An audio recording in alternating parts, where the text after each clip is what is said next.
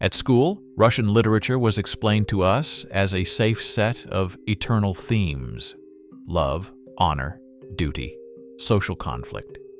We were pushed through essays, forced to memorize quotes, but the main thing was never said.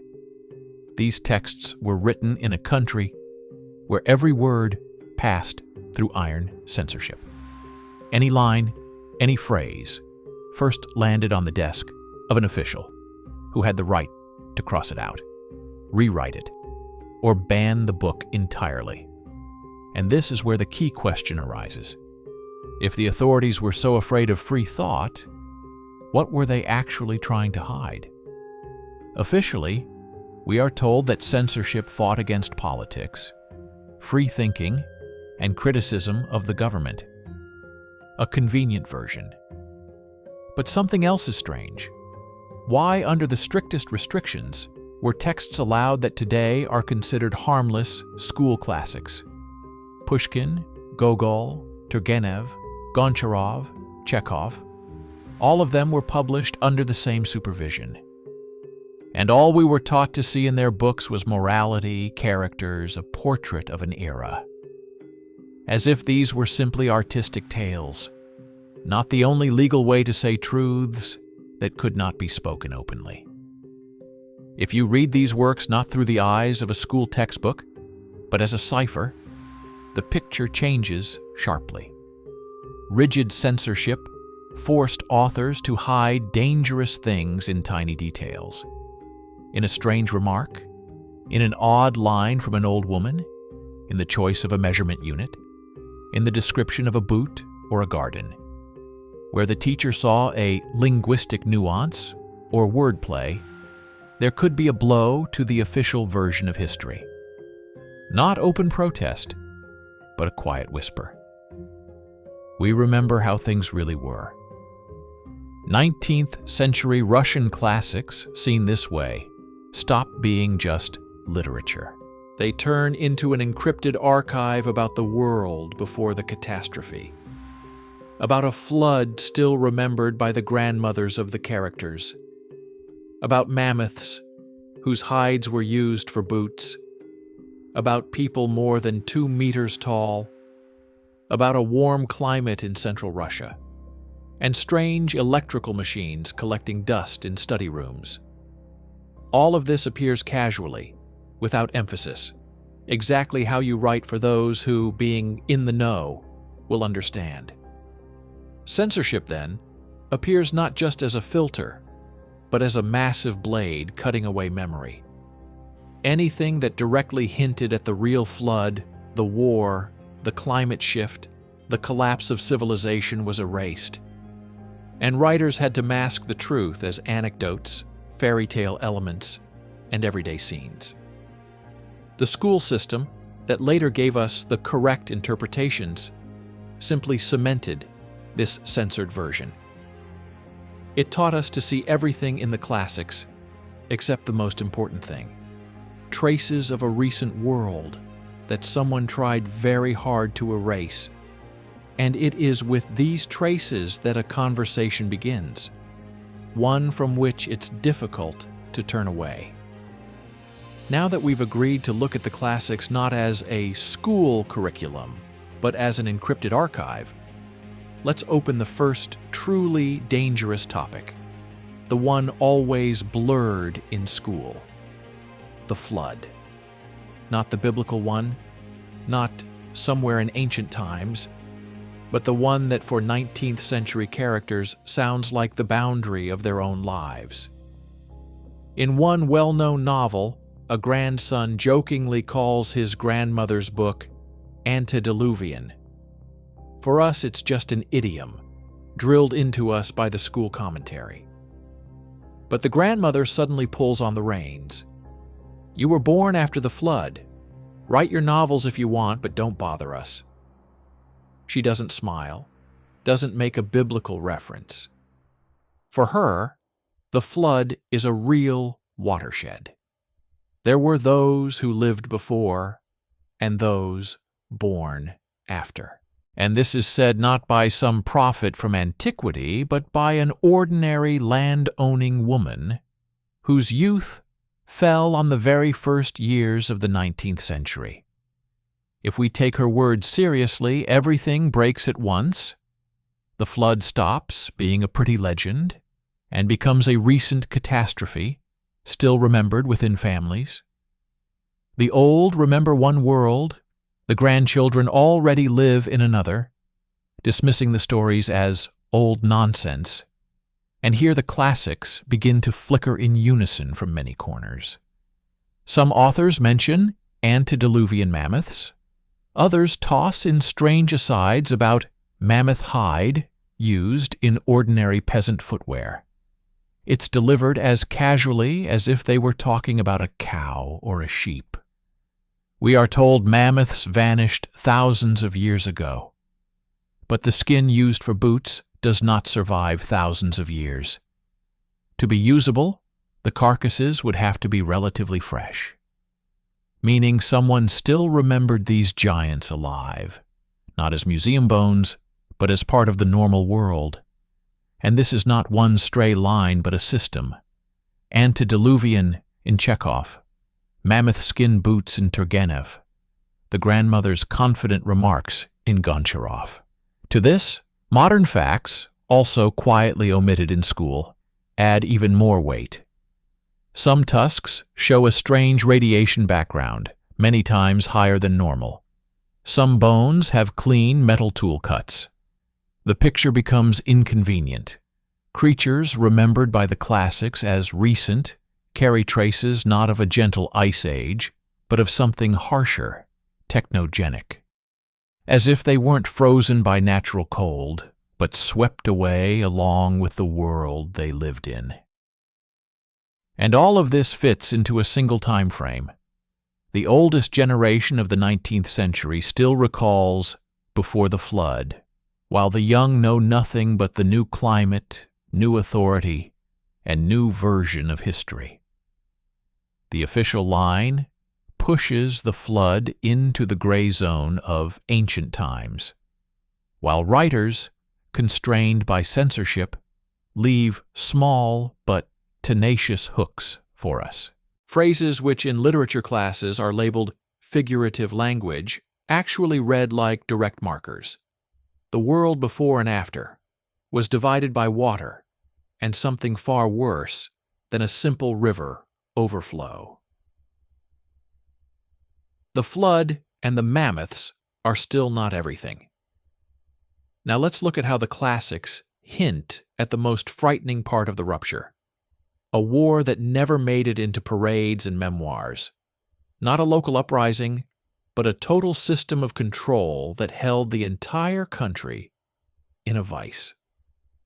And the key to this is not heroic battles, but a strange detail in Gogol's satire. In his description of a provincial town appears a phrase about a civil governor. Sounds innocent? It isn't. At that time, a city had only one governor, either civil or military. Military governors were placed only where real war was happening, on borders, in rebellious lands. If Gogol specifies civil, it means a military one was nearby. Parallel authority. Two chains of command in a peaceful town. This is not a typo. It is a hint of a system. A civil branch for paperwork, markets, taxes, and a military branch, the real power, ruling everything. In every district, in every provincial center. Official history says nothing about such parallels in the deep interior. No wars? No rebellions? Then why? Gogol slips us the answer. The entire country lived under a hidden state of martial law. A quiet occupation. Control that didn't scream from newspapers, but permeated every decree, every appointment. Connect this with the mammoths and the flood. Radiation on bones, fresh hides used for boots. That's not an ordinary cold snap. That is the trace of something that wiped out giants and flipped the climate. A war of that scale does not require parades. It requires total oversight. Civil masks for appearances, military power underneath, Writers who lived inside this system couldn't say it outright, but in one phrase about a civil governor, Gogol sketches a map.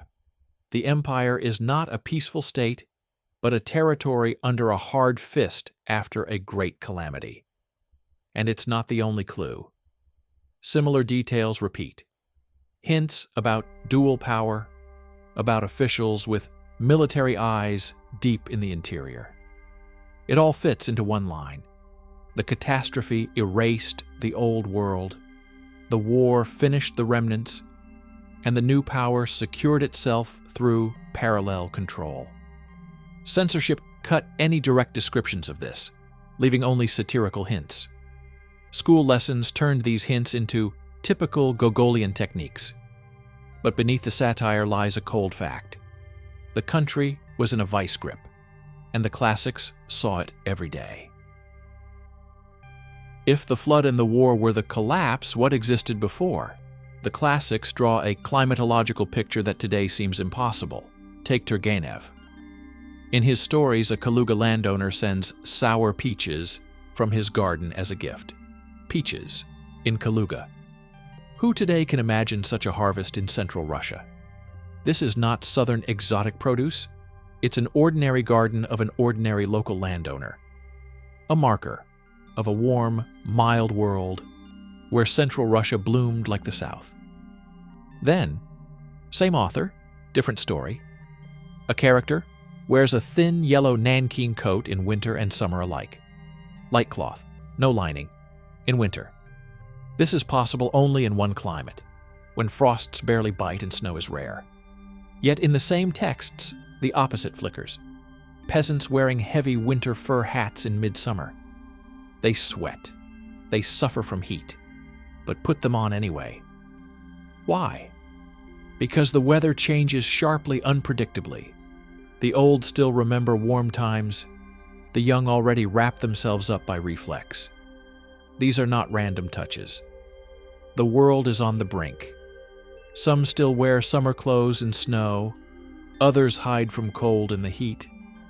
A transitional moment where habit fights a new reality. The classics record it matter-of-factly, but combined with the flood, it forms a chain. There was once a warm land with fruit and mild winters, then catastrophe, and everything flipped. More clues appear in small details. On old medals, warriors in light antique tunics, without coats or uniforms. Officially, allegory. But what if not allegory but a memory of normal clothing from that climate?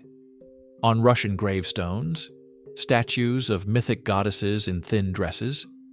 Not our harsh winter, but southern air. It all fits one line. Before the collapse, the climate was different, blooming, almost paradisiacal.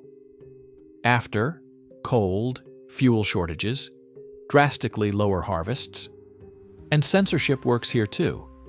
Explicit descriptions of the old warmth would crumble the myth of eternal snowy Russia. Writers leave hints in gardens and coats. School teaches us to see only details of everyday life. But this everyday life does not depict a cozy village. It depicts a world that suddenly grew cold. A transition where peaches give way to fur hats worn in heat, and memories of warmth survive only in old people's speech. When you treat the classics as a cipher, numbers stop being beautiful archaisms and become eyewitness testimony. Turgenev directly describes peasants a slanted sajan tall. That's 2 meters 48 centimeters. In other places, we find a height of 3 arshins. That's 2 meters 13 centimeters.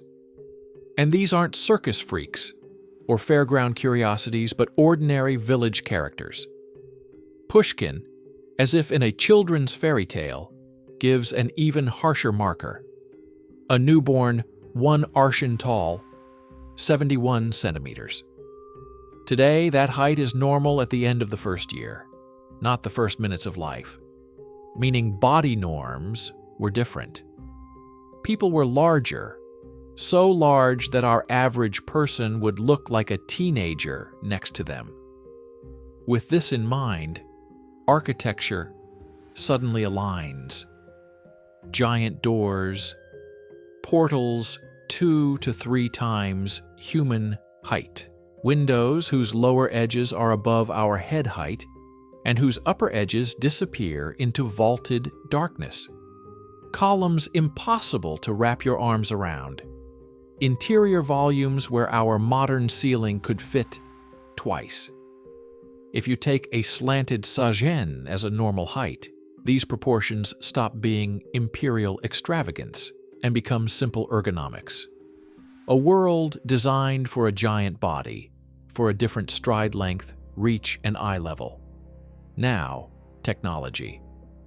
In the same texts, dusty electrical machines sit in estate studies. And not new ones, broken ones. They stand among stuffed animals, books, and old weapons like mute relics of something no one knows how to use anymore. For the characters, they are not magic or wonders, but clutter. This means electricity wasn't a brand new lab novelty, but something long familiar.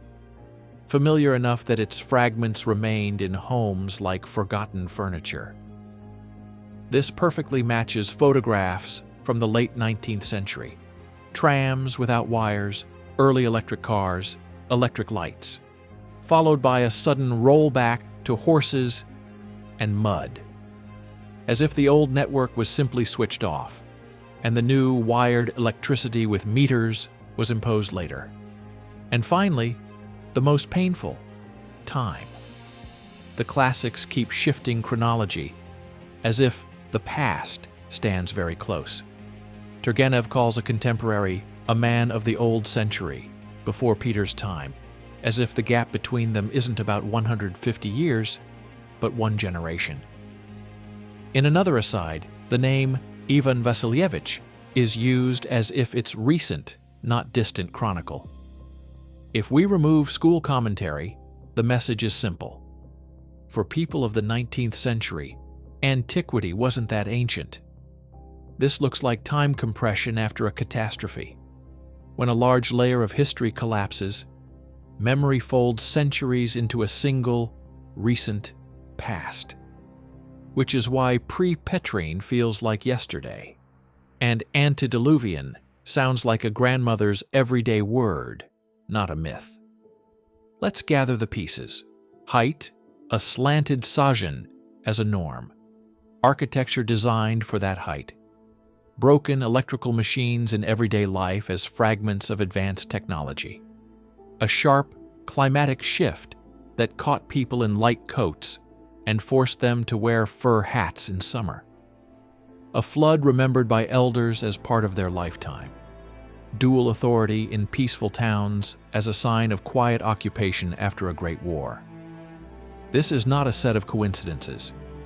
This is the outline of a recent, vast world hidden under the label classics about the eternal.